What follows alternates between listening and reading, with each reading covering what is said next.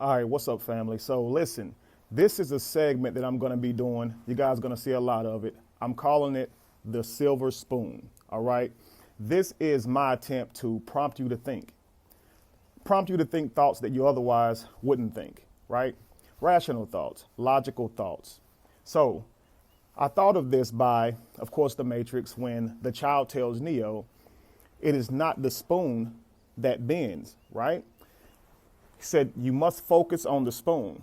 And you have to realize first that the spoon is not real. Neo, of course, he says the spoon is not real. He said, no, right? Focus on the spoon. Realize the spoon is not there. And it's not the spoon that bends. You will realize it is you that bends. Your consciousness that bends around the spoon. Okay, so keep that in mind. My question today to lead this whole thing off is, why does a God need to be worshiped? Simply, why does a God need to be worshiped? For example, Yahweh. Believers in Yahweh subscribe to the belief that Yahweh wants to be worshiped. That worship is something that makes him feel good, right? Sacrificing things to him. All this adoration would be needed from this God, correct? Now, my question though is why? Often people that subscribe to this belief say to those who do not subscribe to the belief that you can't get something from nothing. You have came to the conclusion that there is no person outside of you. This must mean that you think that everything was just created on its own. You cannot get something intelligent from something outside, just an explosion, right? You can't just get something like that. It has to be a creator. But those same people believe that their God wasn't created. So this is not a question of who created God. Not even going to do that. I know what you're trained to think. I know what you're programmed to think. However, let's deal with this. No one made Yahweh, correct? So this would mean that Yahweh did not create himself either, right? So now then, Yahweh, all powerful. He didn't make himself all powerful, all knowing. He didn't make himself all knowing. Why should a God be worshiped for being who it already inherently is? Why does it deserve worship? Simple question. Now, a God that is said to need nothing as it existed before, well, everything, and is the source and reason for all existence, why would it have a need? Why would it have a need for worship?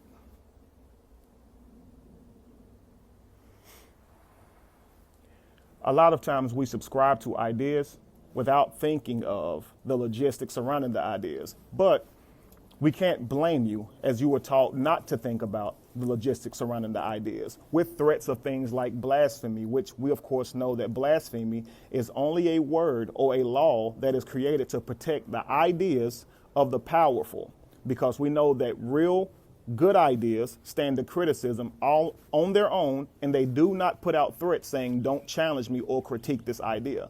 Only a person who, in fact, is not who they claim to be would create an idea or a rule such as blasphemy.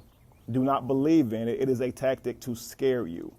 Remember, guys, after that scene where this child explained the spoon to Neo, Morpheus told him that the oracle was ready for him. So he goes in to see the oracle, and in the conversation with Neo and this oracle, of course, Neo is going to turn, and the oracle says, watch out for that vase. Now, the oracle is the oracle because she knows the future. This is exactly why Neo's there. He wants to see if she can tell him the future, which would be that he was the one, right? This is why Morpheus sent him there. So this oracle who knows the future says, watch out for that vase, as she already knew that he was going to knock the vase over. Now, Morpheus says, what vase? Turns and knocks the vase over. Here's what I want you to think about. If the oracle responded like Yahweh, who knew that Adam would eat the fruit from the tree, who knew that Eve would eat the fruit from the tree, as he created them, knew he didn't make them strong enough to withstand the wiles of the devil, acted completely angry in the event that he saw them actually eat the fruit that he knew they were going to eat from the tree that he created, when he didn't have to create the tree anyway. But long story short, all right, what if she would have said, Neo, watch out for that vase? What vase? He turns to knock the vase over, and she starts screaming, get the F out. You are not the one. You are not the one. How dare you come in my house and destroy my furniture, Neo? Now, this oracle could have put the vase in another room. She probably could have not said, watch out for that vase, and he probably wouldn't have said, what vase? Turned around and knocked it down. That's a scenario. But all that being said, the oracle did not get angry. You know why? She knew it was going to happen. Keep in mind, guys, not an intelligent person, okay, not even an intelligent person. Any person who knows the future has the ability to create the future step by step. It would be completely ridiculous to believe they can actually exercise something as foolish as anger. They're not caught off guard. They can't be mad, as they knew before existence that it would happen. Created you knowing you would do it. Created the situation knowing that would bring you to do it. You understand? It would be impossible to ever be angry. And we all know that the Bible actually describes Yahweh as being angry quite a few times, even jealous. He's even known for calling his own name jealous. Remember, guys, it's not the spoon that bends, but when you focus on the spoon, focus on the spoon, focus on the God, focus on what they're selling you. You will find that you yourself begin to bend around it, because you will realize it was never anything to begin with. That's it. Peace. Silver spoon.